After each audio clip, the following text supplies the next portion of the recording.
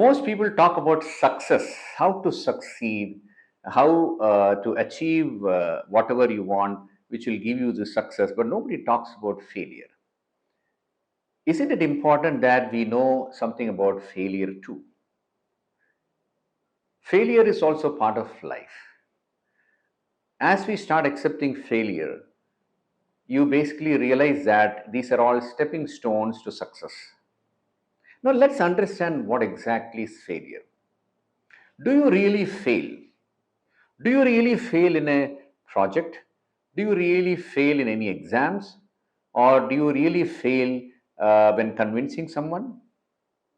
There are people who say that, hey, I failed to convince my client. There are people who say that I failed to convince her. Are we really failing?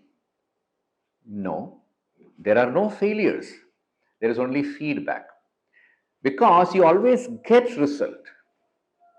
For example, a student scoring 30 marks instead of 35 marks is considered as a failure. But does the student really fail? No.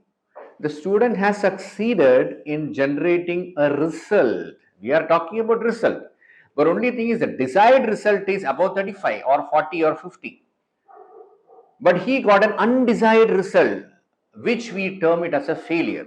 When you do not get the results from your client, you are termed as a failure.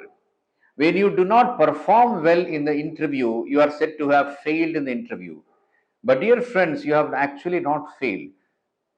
You are getting a result that whatever approach that you have adopted has not produced the desired result. So to get the desired result, what do you need to do? Change the approach. If you have adopted approach A, change the approach to approach B. If you have already adopted approach B or C, go to D, E, F. Change any approach which will give you the desired result. And of course, it is not that you attempt once and then say that, okay, I have not got the desired result.